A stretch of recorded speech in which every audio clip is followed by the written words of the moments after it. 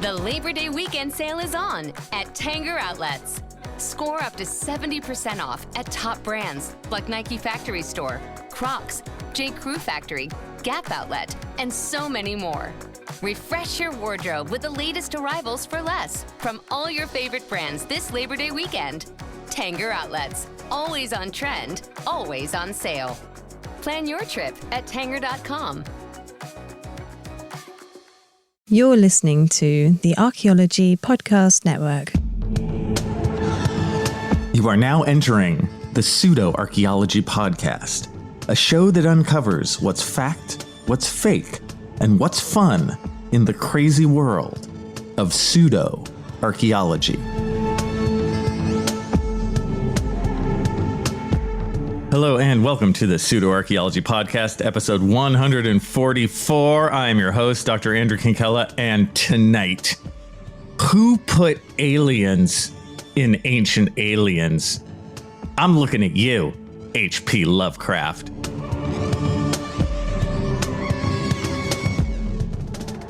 All right, so I want to start today just by saying that I hear you guys. And by that, I mean that I actually read the emails and little missives and notes and things that I get from time to time for this show. And sometimes I do try and write back. Sometimes I do, sometimes I don't. It is nothing personal for any of you guys who are out there and you're like, man, I emailed him. He never emailed me back. That dude sucks. What's funny, in seriousness, I get so many emails every day, and it's not just about this podcast, but it's just about a lot of things. And if I don't email back immediately and almost without much thought, if that makes sense, if I either need to just read it and like blather something out, or I rarely get to it. And I do hate that. I used to pride myself with doing emails that had like decent grammar in them, you know, and that kind of thing. And I've been trying to force myself to at least get back to more of them, but I have to just let go of all grammar and taste. It's sad. But I do want to just say out there, I tend to read just about everything that I get. I do try. I do want to hear from you guys, but sometimes I can get back, sometimes I can't. But with that said, I have had, I think, more than one person ask about H.P. Lovecraft. Hey, how does H.P. Lovecraft work into this whole pseudoarchaeology thing? And before I started this, I didn't know too much about him. I knew the basics, as I think many of us do. It's like, okay, he was some weird writer guy from like the 20s and 30s. Okay, and he did sort of sci-fi horror stuff. And then, I don't know, then it kind of got picked up. And that's basically true, right? And it also got me thinking about science fiction in general. And that helps me a lot because sometimes if I'm like, oh my God, what am I going to talk about in a podcast? You know, like even if I want to do H.P. Lovecraft, I'm like, man, how long can I actually go on about H.P. Lovecraft? And I'm like, a little bit. But then I was like, wait, this also opens up the whole science fiction thing that I can talk about forever because I'm a huge sci-fi nerd. I love science fiction, you guys, and I'm sure most of you do too.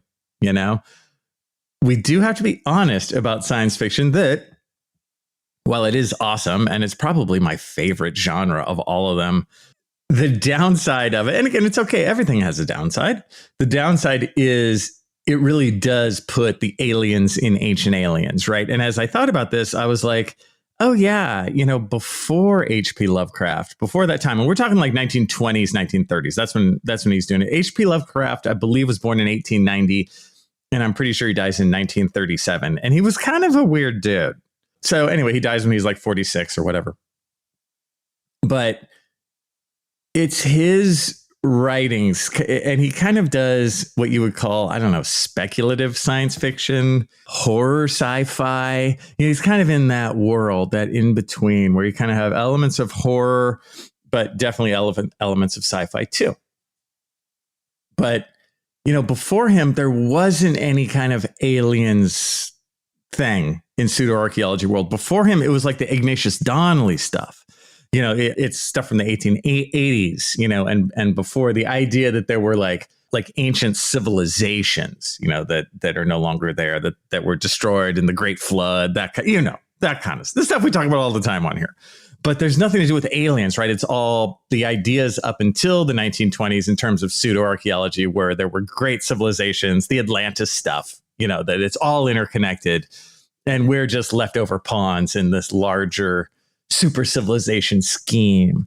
But when do the aliens come in? And I think it's right around this time, honestly. And I think H.P. Lovecraft has a lot to do with it, because he's one of the main writers who kind of puts these ideas in our brains, right? And it tends to relate to that larger pseudoarchaeology narrative. Now, in terms of science fiction, when I was in college, whenever I had to take an English class, I tried to have it relate to either the movies or science fiction. So I actually ended up taking several sci-fi classes. I took an English class that was just labeled science fiction, and it kicked ass. It was by a professor, Frank McConnell. He was great. He died a long time ago. He died, I think, in 99 or something like that. But he was one of these guys always in bad health. I think he was from Chicago or this kind of thing. So, like bad mouth, smoked all the time, overweight, always looked sickly, and I'm sure he died, way too young, of course, because he took horrible care of himself. But he was one of those professors, while taking horrible care of himself, was just a fascinating lecturer. And it was so fun. I remember I took this sci-fi class, just called science fiction, over the summer. Because for two reasons. First, it was the only time I could get in. And his class, he would teach in the huge rooms, like the 600 seaters, and they would fill in 2 seconds, because sci-fi is awesome. And Frank McConnell was just a kick-ass professor. But so I had in summer because I could get in.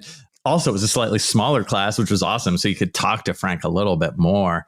It was one of those things where I was always so worried. I'd put my hand up, Professor McConnell, but he was always so cool because he loved science fiction. But in taking his class, also in the summer, I could just chill and take like just that. I didn't have to take like 3 other classes or 4 other classes. I could just take it in the summer and enjoy reading some sci-fi. And it was just awesome, you guys.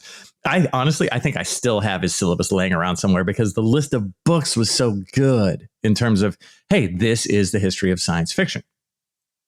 So I took that, and I'm going to pull from what I learned in his class when I talked today about sci-fi. And then I also took a film studies class on science fiction. So sci-fi in the movies, same thing, went through from sci-fi in the very beginning of movies up to present day. And I think I took 1 or 2 other things, again, just also from being a sci-fi reader. My favorite book of all time is Hitchhiker's Guide to the Galaxy. Easy. So with that backdrop, as soon as I heard of like the H.P. Lovecraft thing, I'm like, okay, let's fit this guy into like the larger world of sci-fi, and then how that relates to pseudoarchaeology. So sci-fi first, because we all know the pseudoarchaeology part. So if you look up online, first sci-fi book ever, dude, who knows? They're going to pull some Greek thing from like 2,000 years ago, whatever. I think the best argument for that is Frankenstein from 1818. It actually had another edition reprinted, 1831. Mary Shelley. This was the first book that Frank McConnell had us read. My daughter's reading it right now as one of her English books. And it really, for me, is the beginning of modern science fiction. And it also has the horror genre too. As we know, sci-fi and horror kind of relate. So you have that in the early 1800s. And then if we want to make some sort of timeline to get us up to when H.P. Lovecraft is writing, after that, you have Jules Verne. This can be like the 1860s with stuff like 20,000 Leagues Under the Sea. Then you're going to have like, Edgar Allan Poe is writing in the 1830s, and, in that time. And I know that Edgar Allan Poe was a huge influence on H.P. Lovecraft for obviously the horror side. Then let's see, where does it go? We're 1860s. Oh, you're going to have like Edgar Rice Burroughs in the early, like the 19-teens. He's going to be doing Tarzan, of course, which is he's best known for, but also like John Carter, Warlord of Mars, and all those. I do have to say, on a complete Side note, I really like the Disney movie John Carter. I think it came out in 2012 or so. I think it's really well done, you guys. I highly recommend it. I think it's just called John Carter of Mars. I think the original book was called John Carter, Warlord of Mars, but there's a couple others. Edgar Rice Burroughs, wrote a bunch of these things in this sort of pulp genre. But I'm sad that movie didn't get more play. I really dig it. I watched it recently for the first time. It's killer, dude. I highly recommend, man. And I wish beyond wishes that they would make a second one, but it did poorly in theaters. Anyway, I forgot. If we backtrack just a little, H.G. Wells, man, he's doing the Time Machine and War of the Worlds, like 1890s, right? I remember War of the Worlds was one of my favorite ones. As I took this Frank McConnell sci-fi class, I didn't get through Frankenstein very good. It didn't pull me. I'm going to try again. I think I'm going to listen to it as an audiobook. But I thought that both Time Machine and War of the Worlds were killer. I dug the whole John Carter thing. I actually dug Tarzan too. I love the original Tarzan. And then let's see, that brings us into that sort of 1920s world, right? And it's going to be people like H.P. Lovecraft who bring this stuff together for the first time and broaden it out, like kind of flesh out almost a reality behind this stuff, a reality of very dark, ominous creatures, right? A reality where we as Earthlings or people of Earth are just one part of a huge universe, and where the universe doesn't really care about us, right? The universe is much huger and more multidimensional, and there's way larger ideas happening, and you're just this little ape on the planet Earth, and you are just a little tiny pawn in this huge, uncaring universe. And that's kind of the backdrop that's kind of invented by H.P. Lovecraft that he uses to tell his stories. And when we come back, focusing down on H.P. Lovecraft himself. Ready to level up your career? Text DISH to 44043 now to dive into a world of exciting technician opportunities at DISH. From cutting-edge technology to a supportive work environment, DISH offers the perfect platform for your success. Connect with us today to discover how you can be part of a dynamic team driving innovation. Connect today and join the DISH family, where innovation meets opportunity. Text DISH to 44043 to kickstart your journey towards a rewarding career. The Labor Day weekend sale is on at Tanger Outlets.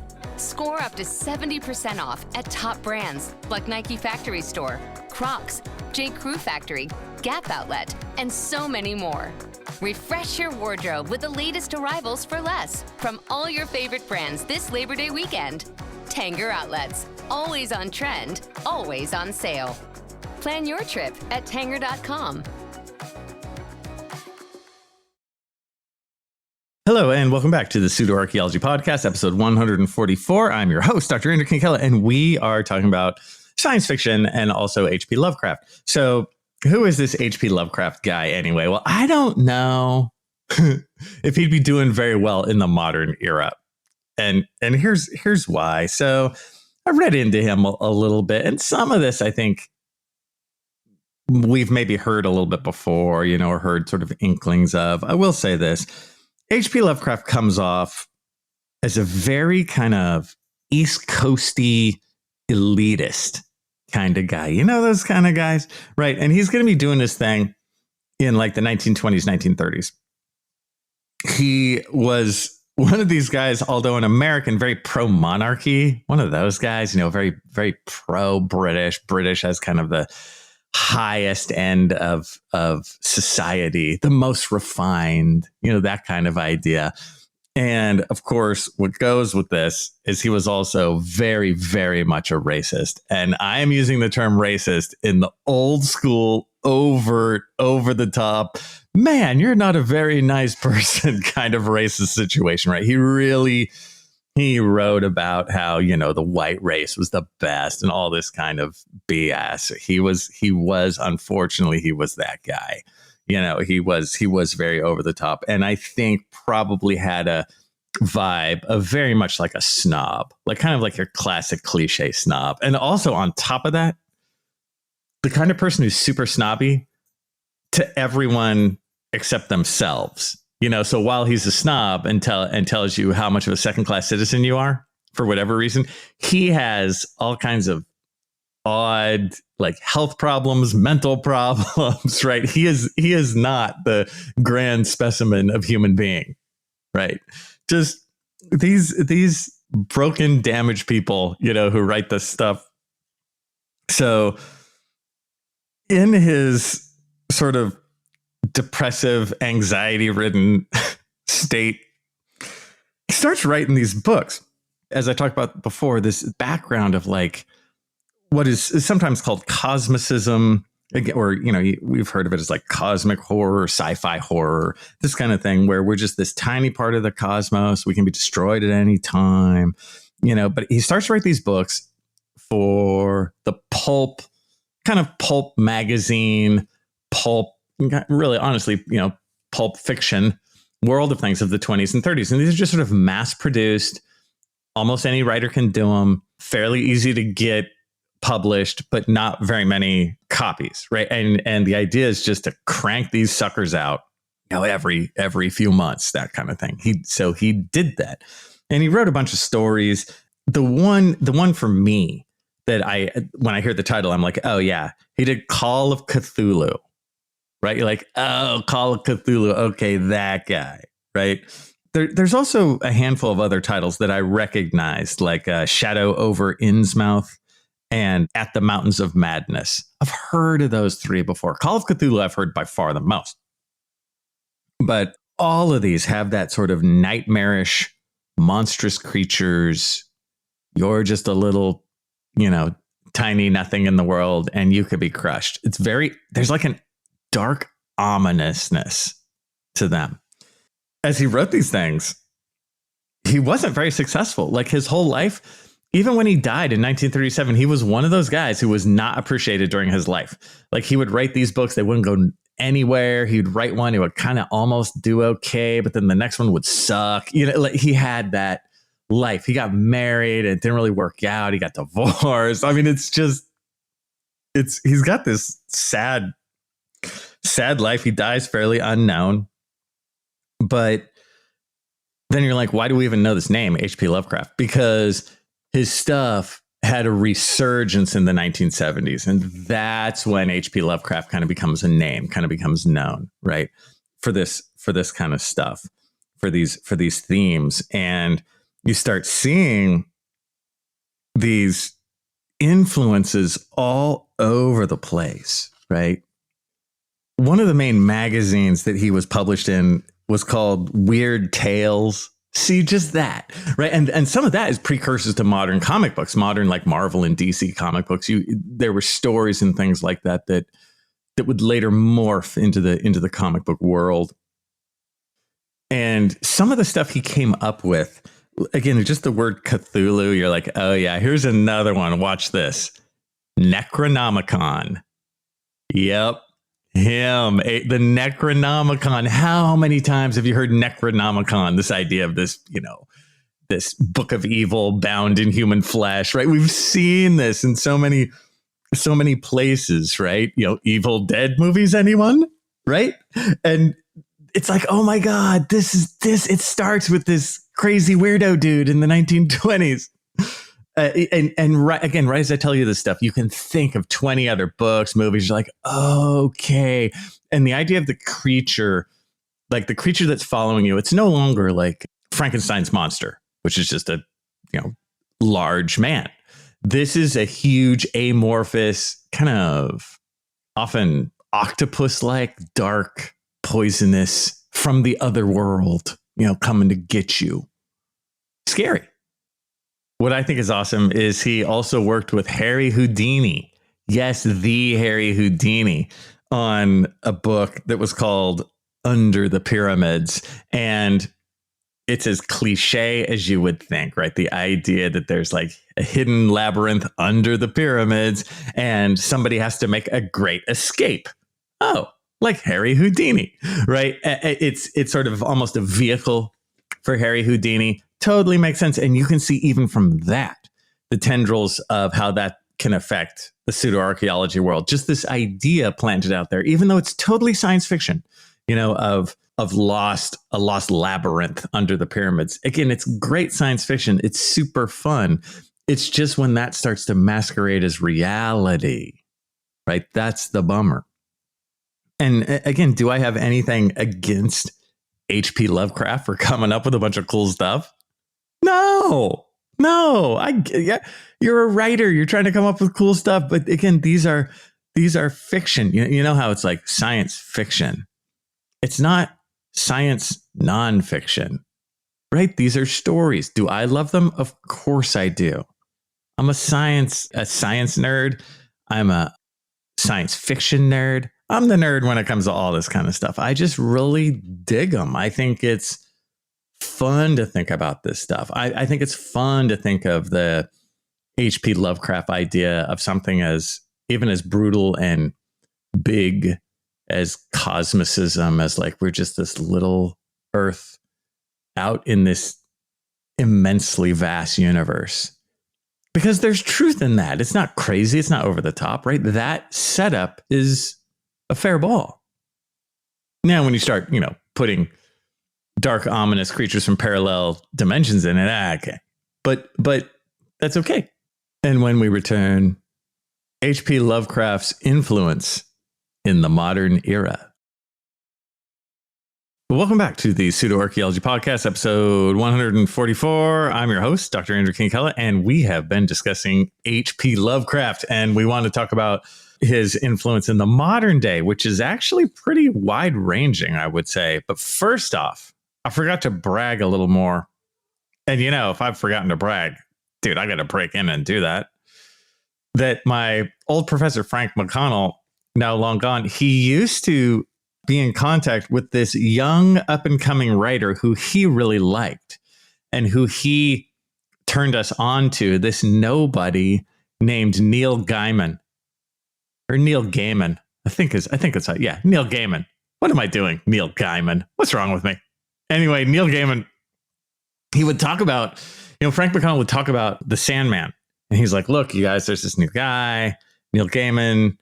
Sandman is a really, really great comic book. And Frank would just talk about how great it was. Now, Frank McConnell himself wrote, I think he wrote a couple kind of detective novels. That was his thing.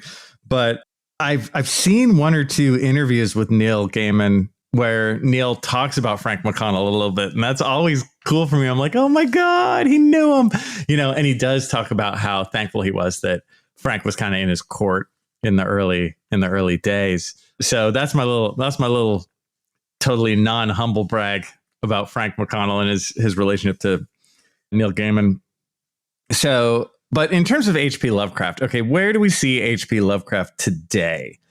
I mean, first and foremost, I'm sure by now you're like, Stranger Things? Anyone? Right? Stranger Things to me is just a straight up, hey, let's take H.P. Lovecraft, let's take his ideas, and let's make a series that sort of pivots around this view of reality. This idea, the monster in Stranger Things, very Lovecraftian. The idea of the upside down place, that alternate reality. I think it kind of wraps all H.P. Lovecraft ideas into one very successfully. I mean, we got to admit, Stranger Things it's just a fantastic show, and it does have that sci-fi horror vibe to it.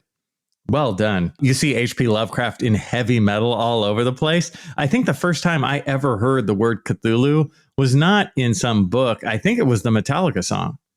There's a Metallica song called Call of Cthulhu on Ride the Lightning, I believe. It's an instrumental. But I'm like, yeah, and it has that sort of darkness vibe. And the H.P. Lovecraft stuff hasn't left the heavy metal world. You still hear like call outs to that sort of the Cthulhu darkness, that type of universe, Necronomicon, this idea.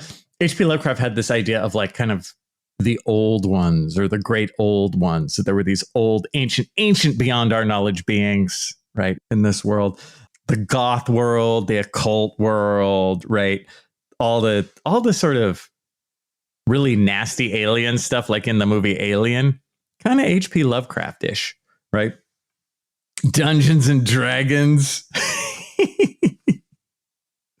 Yeah. And again, I don't have to really argue these points. I think you guys get where this comes from. And I just think, again, that it's cool to think about that it comes from this guy, right? Now, with this sort of influence of this guy, we have two things that we can kind of end up talking about. First is, where did sci-fi go after that? How did sci-fi wrap this up and continue? So again, H.P. Lovecraft dies of cancer that, of course, he didn't get checked out until it was like way too late. So one of those guys, and then he dies at 46 in 1937. So you have this extra piece in the sci-fi world that's used all over the place. Now, if you just historically want to move on from the H.P. Lovecraft world, you get to sort of the 1930s, early post-war years, stuff that I remember from the Frank McConnell syllabus. You're gonna start hitting on like Robert Heinlein. These are all writers, Theodore Sturgeon, writers that that were younger than Lovecraft a little bit, but started in that same pulp world. There's dude, if you guys are really into this stuff, there's old short stories like Helen O'Loy. I want to say that's late 1930s. I remember digging that one. So many of these angle on what is it to be human. Isaac Asimov is going to start, 30s, 40s, 50s. A story like Nightfall, you guys read Nightfall. Nightfall might be my favorite short sci-fi story ever. I did read it for the first time in Frank McConnell's class. Nightfall, dude. It's funny. It's simple. Like if I told you about it, you'd be like, big deal. But it's awesome. I can't ruin it for you guys. It's short. Read it. In the Heinlein world, when I was a kid, Robert Heinlein is what I read almost more than anything else when I was like 12, 13, 14, 15 in that world. Moon is a harsh mistress. His many, many titles. Oh, Starship Troopers, which of course they made into a movie in the 90s, which I kind of think works. Starship Troopers, it depends on the mood you're in when you watch it. You could think it's terrible, or you could think it's really funny and fun. I tend to be the second vote on that. You're also going to get stuff like Philip K. Dick. Why do androids dream of electric sheep, which is going to become Blade Runner later. Philip K. Dick we're going into the 50s, 60s, right? That world of stuff. One that I really love that tends to be forgotten sometimes that we also read in Frank's class is Flowers for Algernon. Oh, dude, Flowers for Algernon to me is just a freaking masterpiece.